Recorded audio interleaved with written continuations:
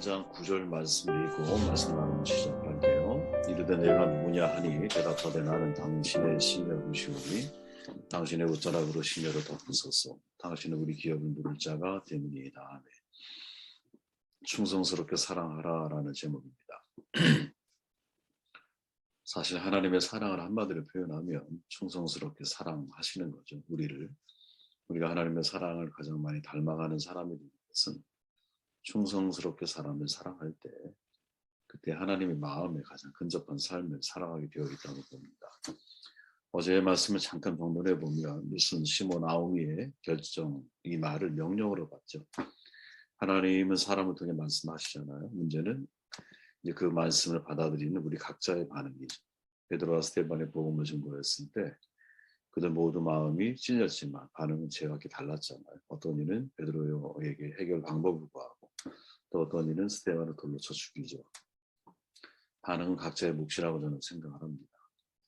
내가 하나님을 정말 경외하는 마음이 있다면 하나님이 사람을 통해 말씀하실 때 나를 향한 하나님의 명령이 무엇인지를 들을 수 있는 귀가 저는 있는 사람이라고 봐요. 저와 여러분이 이런 은혜가 있기를 바랍니다. 하나님의 말씀을 명령으로 듣는 사람들이 각자의 자리에서 자기 역할을 잘 감당해야 되죠. 그러면 하나님께서 우리의 방법이 아니라 이제 당신의 방법으로 모든 상황과 환경을 연출해 가신다고 저는 믿어요. 하나님의 연출은 완벽하거든요. 사람이 아무리 자기가 계획을 세운다 할지라도 하나님이 연출해 가시는 길을 따라가는 게 가장 승리하는 길이고 성공적인 열매를 맺을 수 있는 길이라고 저는 생각을 합니다. 오늘은 9절 말씀을 통해서 함께 말씀을 나누기 원합니다. 핵심은 룻과 보아스가 보여주고 있는 태도 속에 우리가 봐야 할 신앙의 핵심 가치가 뭔가라는 질문을 가지고 말씀을 봅니다. 보아스가 그 여인이 룻이라는 것을 모르고 있죠. 내가 누구냐 이렇게 묻잖아요. 한밤중이라 얼굴이 식별되지 않았기 때문이었을 거예요. 그때가 자정 무렵이었으니까 캄캄할 때죠. 보아스의 물음에 무슨 세 가지 내용으로 대답을 하죠. 당신의 시녀 룻입니다. 당신의 옷자락으로 시녀를 덮으시기 바랍니다. 당신을 우리 기업 물을 자입니다. 당신이 우리의 기업을 물을 자입니다. 이렇게 말을 하죠. 우선 룻은 자신의 정체를 밝혀요. 룻은 보아스에게 당신의 시녀라고 소개를 하죠.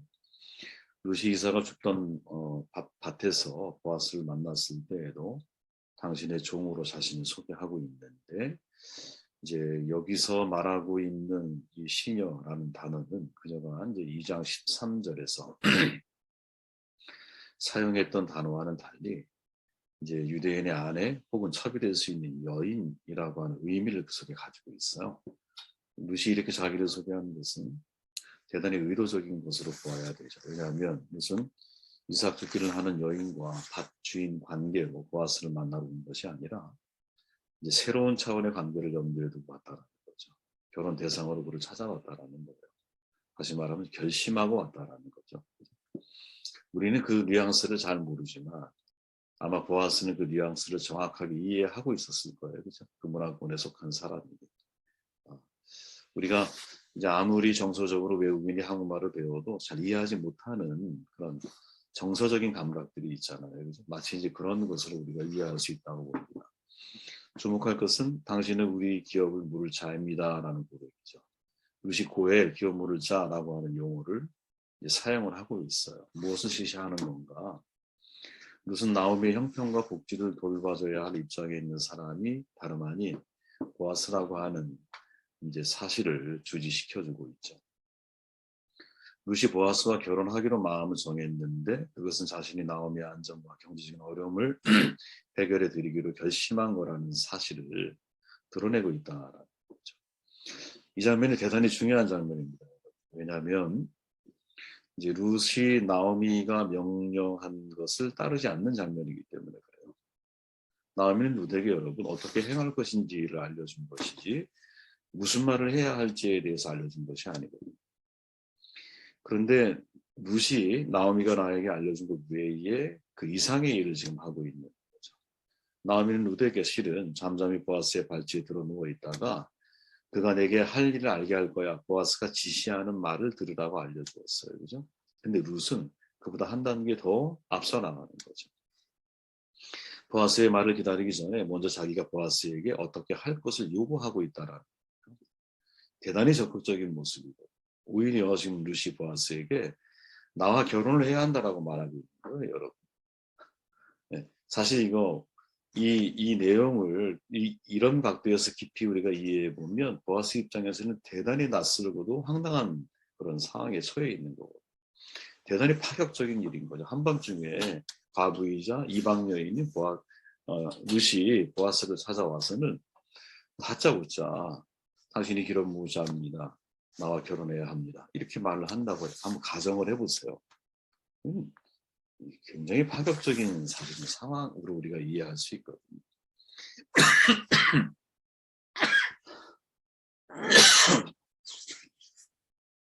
죄송합니다. 과연 룻은 무슨 생각으로 그렇게 했을까? 나오미를 위하는 마음 때문인 거죠. 나오미는 룻과 보아스의 결혼을 염두에 두고 룻을 보냈지만, 그러니까 룻을 위해서 사실은 나오미는 보낸 거예요. 그러니까 무게 중심이 누구에게 있었냐면 룻이라고 하는 앞날이 창창한 자기의 며느리가 정말 안전하게 인생을 살아가도록 돕기 위해서 나오미는 룻을 보낸 거야. 근데 룻은 정반대로 나오미가 하지 말라고 나오미가 언지를 하지 않는 일까지도 거론하면서 나오미 집안의 자손을 이어주어야 한다라고 하는 의무에 초점을 두고 있다. 이게 사실은 룻기가 이 짧은 4장의 이 서신이 사실은 매우 중요한 사사기와 왕정시대를 연결하는 고리 지점에 이게 위치할 수 있는 중요한 이유가 바로 저는 여기에 있다고 생각을 해요. 그렇기 때문에 시험이 나오미가 시키지도 않은 말을 자신이 적극적으로 지지하고 나서고 있는 것이죠. 그죠? 고백하고 나서고 있는 거예요. 룻은 나오미의 지시를 벗어나 앞서가는 말을 하고 당시의 관습조차 무시하는 행동을 지금 보이는 거거든요. 그리고 자신의 삶과 행복까지 희생하면서 나오미의 가족, 미래의 나오미의 가문, 이 가족을 궁지에서 건져내려고 하는 소위 구원자의 모습을 보여주고 있는 거예요. 이 룻의 행동을 여러분, 구약에서 가장 중요한 핵심 단어를 하나 꼽으라고 하면 헤세드라고 하는 단어거든요.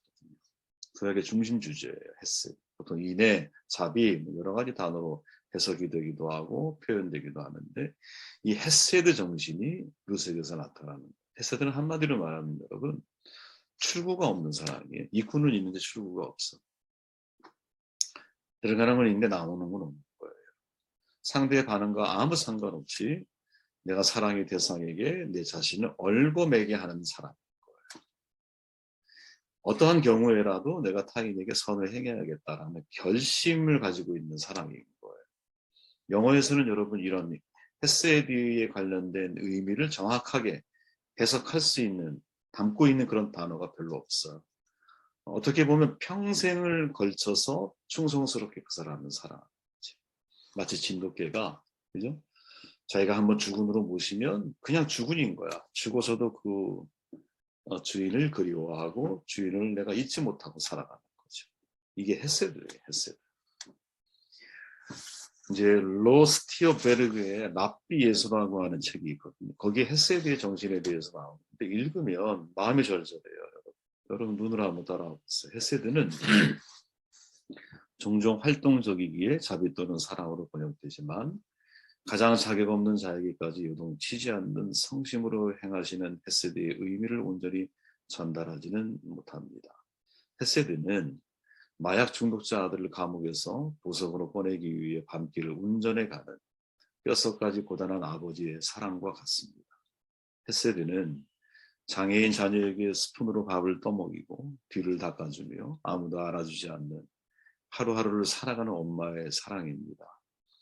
헤세드는 오래 참는 눈물의 기도로 탈진한 남편이 무너지지 않도록 붙잡아주는 이름도 빛도 없이 섬기는 아내의 사랑입니다.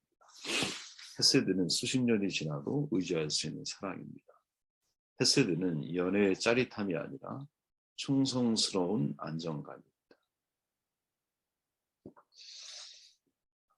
참 읽으면 읽을수록 참 감동적이죠, 그죠? 충성스러운 안정감을 달리 표현해 보면 헤세드는 충성스러운 사랑인 거죠.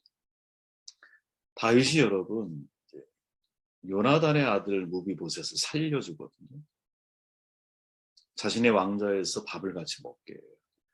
불행하게도 유모가 떨어뜨려서 장애인이 됐잖아, 무비보셋. 다윗은 이 무비보셋을 잘 알지 못해요. 다윗이 사랑하는 것은 무비보셋이 아니에요. 누구? 나를 사랑하고 무한정 사랑을 나에게 베풀어 주었던 요나단에 대한 충성스러운 사랑을 무비보셋에게 표현한 거거든요. 여러분, 사랑스럽기 때문에 사랑하는 것은 인간 세상에서 누구나 다 가능해요. 그죠? 사랑하기로 작정하고 사랑하는 게 어려워. 충분히 믿을 만한 사람을 믿어주는 거 누가 못하겠어요. 누구나 다 가능해요. 그런데 몇 차례 배신하고 기대에서 벗어나 있고 뭔가 자꾸 믿지 못할 모습을 보여주는 사람을 내가 또다시 믿어주기로 작정하는 것은 충성스러운 사랑이 없이는 불가능한 거죠. 그렇죠? 나에게 잘하는 사람을 잘해주는 것은 세상 사람도 다 그렇게 해요. 근데 나에게 뭐 굳이 잘하지 못해도 내가 그 사람에 대해서 열린 마음을 가지고 나에게 필요를 요구하면 내가 기꺼이 주려고 하는 마음을 갖추는 것은 이건 정말 하나님 앞에서 충성스러운 헤세드, 마음을 가지고 있는 사람이 가능한 거거든요. 그러니까 헤세드의 사랑은 여러분, 사랑하기로 내가 약속을 한 거예요. 누가? 내가. 누구와? 너와? 아니에요. 하나님 앞에서. 내 자신과 함께 약속을 한 거예요. 그러니까 내 스스로 약속을 하고 하나님 앞에서 내가 나에게 다짐을 했기 때문에 상대의 반응과 상관이 없는 거예요. 상대가 나를 배신하건 상대가 나를 떠나건 혹은 상대가 나를 잊어버리건 내 믿음의 배신 혹은 뭐 사랑을 전혀 어떤 모습을 가지고 살아간다 할지라도 마치 아까 표현이 있잖아요. 마약 중독자 아들을 감옥에서 보석으로 꺼내기 위해 꺼내면 뭐예요, 여러분? 마약 중독자인데 또 마약의 길을 걸어갈 텐데, 그죠? 그걸 꺼내기 위해 밤길을 운전하고 가는 뼛속까지 고단한 아버지의 사랑, 그죠? 이게 헤세드라는 거죠. 그러니까 상대에 대한 기대치와 아무런 상관이 없는 거야. 상대의 변화 유무와 상관이 없어. 사랑을 결정하고 모든 조건을 초월해서 사랑을 하는 거죠. 루키가 감동적인 이유가 있다면 바로 이 헤세드 정신을 품고 있기 때문에. 여러분, 세상에 남편 잃은 사람이 한둘입니까? 그죠? 세상에 자식을 잃은 부모가 뭐 한둘이겠습니까? 우리가 세월호 사건 기억해 보면 가슴이 아프지만 그렇게 그죠? 가슴에 묻고 자식을 떠나보내는 사건들이 뭐 아주 뭐 희귀한 그런 사건은 아니잖아요. 그죠? 늘 있을 수 있는 사건이거든요. 그런데 왜 늘 있을 수 있는, 늘 경험할 수 있는 사건들 같은 이 룻기를 성경의 그 중요한 핵심 가치에 딱 이렇게 룻기를 기록할 수밖에 없었느냐. 여기에서 무엇을 하나님이 주목하기를 원하고 계실까? 바로 이 헤세드인 거죠. 헤세드. 나오미가 정말 룻 너를 위해서 너의 안전을 위해서 내가 기도한 것을 행동으로 옮기고 있는 헤세드. 룻이 나오미가 말하지 않았어요.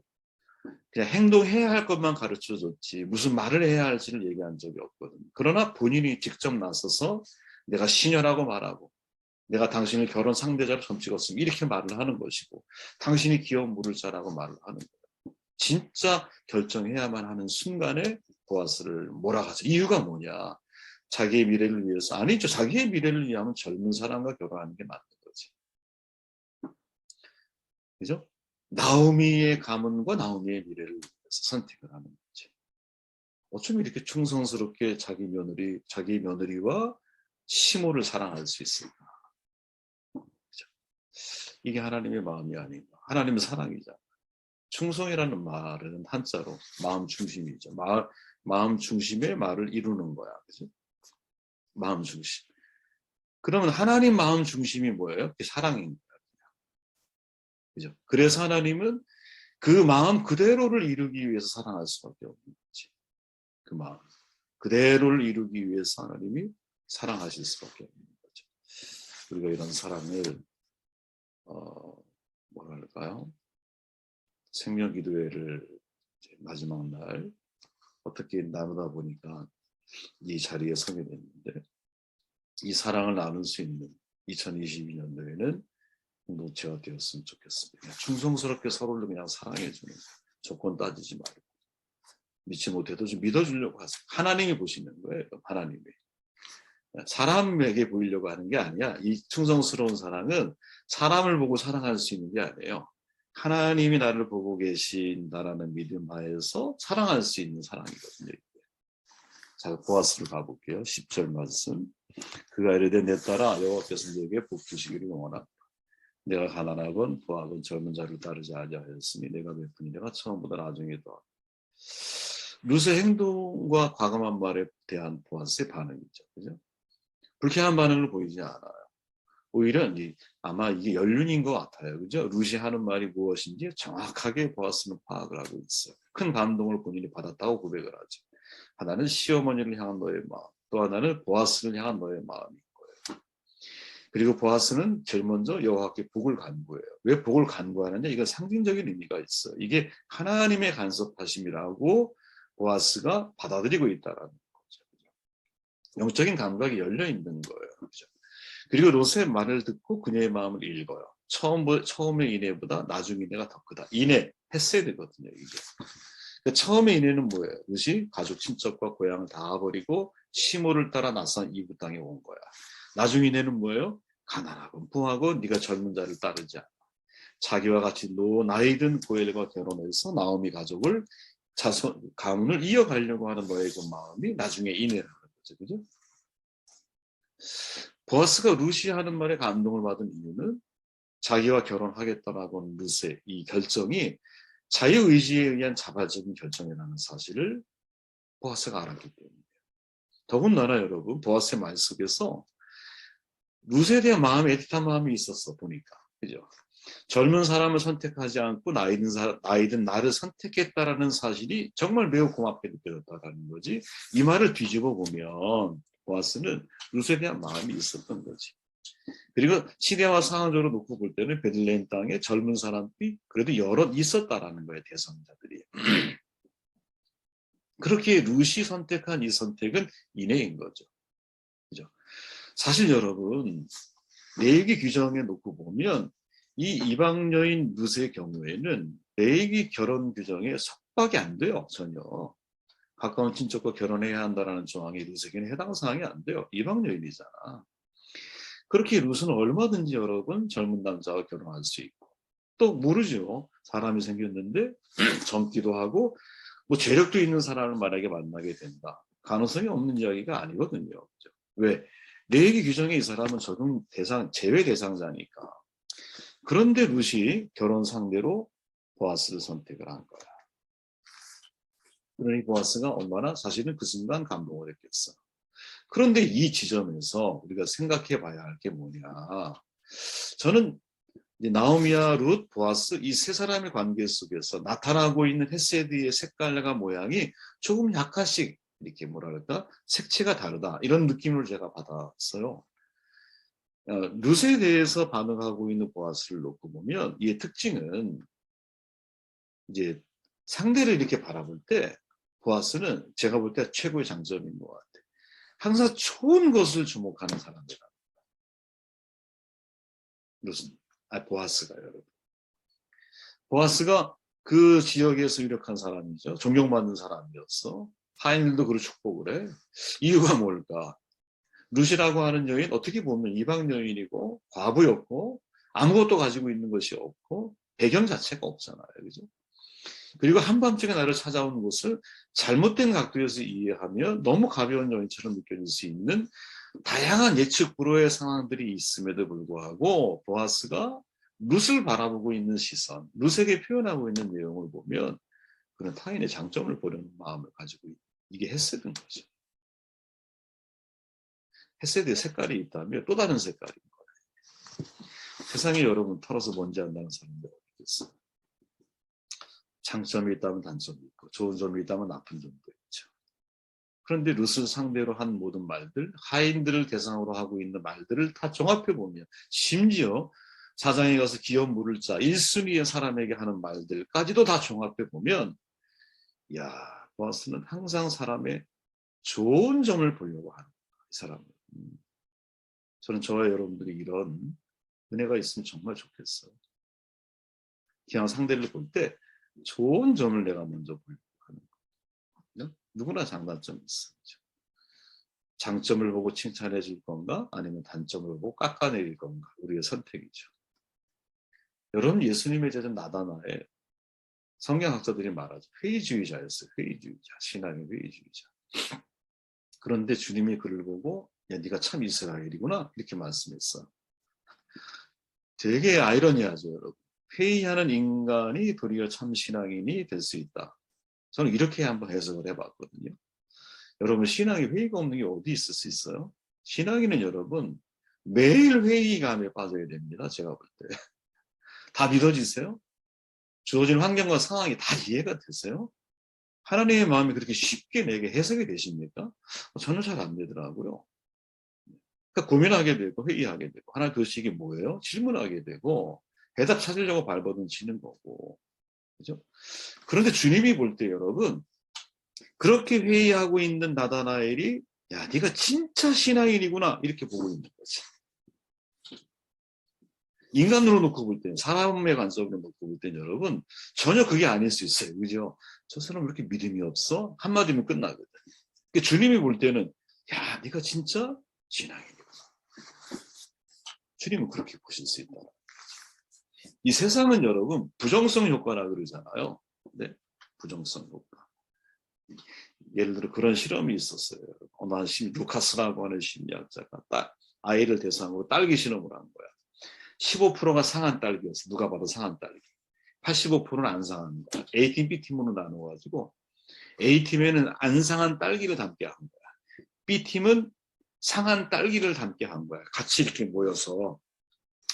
그런데 이 신기한 게 뭐냐면 A팀은 그중에 이 딸기의 신선도를 다시 이야기할 때 싱싱한 딸기의 양이 얼마나 되는가라고 물었더니 정확하게 싱싱한 딸기를 보았던 사람들은 85% 아이들이. 그리고 15%의 그 싱싱하지 않은 딸기를 담았던 친구들은 거의 50% 정도가 싱싱하지 않은 딸기라고 이야기를 했다는 거예요. 이거를 수십 번, 수백 번 계속 반복을 했는데 결과가 똑같더라는 거예요. 그래서 여러분 이때 나온 게 뭐예요? 부정성 효과라고 말하는 거예요. 성적표가 나왔어요, 여러분. 수수수수수 미. 그럼 여러분들이 뭐가 제일 먼저 보일까? 미가 보인다는 거야. 몇 프로? 77%. 똑같아요. 실험을 해보면. 이게 무슨 말입니까? 사람은 절대로 긍정적인 걸 먼저 보지 않는다는 거지. 77%? 10명 중에 여러분 8명은 사람을 볼 때 장점을 보려고 하죠. 그래서 사회가 이렇게 흘러가는 거예요. 네. 그런데 10명 중에 한두 명은 여러분 장점을 보려고 하는 거예요. 좋은 점. 여러분 세상은 여러분 단점을 먼저 보려고 하기 때문에 경쟁 붙이고 비교의식 속에 자기 자신을 발견하지 못하고 참 헛되게 인생을 낭비하며 살아가는 게 아니겠어요? 하나님의 은혜 역시 여러분 주신 것을 보지 못하니까 없는 것 때문에 발버둥치고 불행해하는 거잖아. 그러면 여러분 이 세상을 우리가 정말 바꾼다면 어디에서부터 사실은 세상을 바꿔나갈 수 있을까? 한 명, 두 명에 속하면 되지. 10명에 한 명에 속한 사람이 그리스도인이 되었으면 좋겠다 하는 생각을 해봐요. 모두가 다 단점을 이야기할 때 그래도 저 사람의 장점이 있지. 단점이 없는 사람이 어디 있어요? 여러분 다 있어. 저 역시 같이 팀 목회할 때 예를 들어서 단점이 있죠. 그러나 이렇게 생각하면 안 될까요? 야, 그래 저 사람 잘하는 거 있어. 근데 요건 잘 못해. 그 못하는 걸 내가 도와주면 그러면 서로가 인연할 수 있지 않을까? 이런 좀 여유 있는 마음으로 상대를 바라봐주고 상대에게 우리가 접근하고 함께 연합해서 공동체를 만약에 만들어 간다면 이게 얼마나 아름답고 화기애애하겠어. 강점은 섬김의 도구라면 약점은 동역의 도구이거든요. 그죠? 그러니까 상대의 약함을 바라보고 약함을 막 헐뜯어서 상대를 망가뜨릴 것이 아니라 내가 저 부분을 어떻게 도와야 저분이 더 건강하고 온전하게 리더십으로서 잘 살아갈 수 있습니다. 초점을 거기에 맞출 수 있다. 근데 이게 여러분 보아스가 가지고 있는 헤세드 정신이라는 거죠. 제가 볼 때 보아스는 타인의 장점을 잘 부각시키고 도와주려고 하는 헤세드의 마음이 있어요. 주님의 마음이에요. 주님.